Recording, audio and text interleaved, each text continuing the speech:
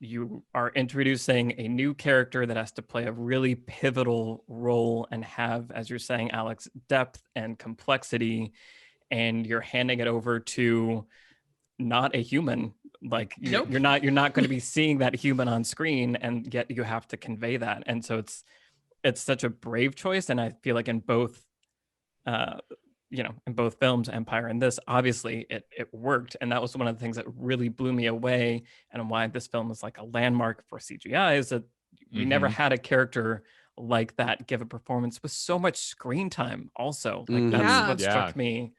It's just very, very impressive, and obviously what a changed filmmaking with that. Right. Yeah, definitely.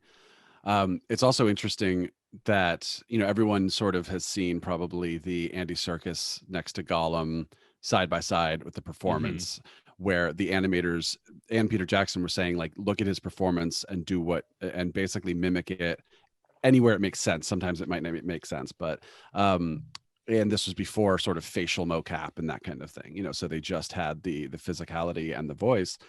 And Andy Serkis was actually hired as a voice actor.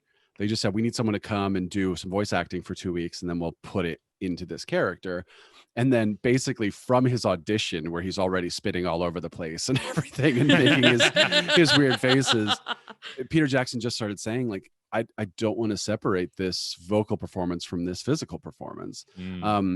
And then they decided to start actually bringing him on set, and Andy Serkis wanted to come and be on set and get into the scenes and everything. And they actually shot most of Sam and Frodo's scenes with Andy Serkis, and then also where they're miming talking to somebody. And they said they ended up using the Andy Serkis take every time because they had someone to interact with. You could see it in their eyes that they were actually interacting with this character.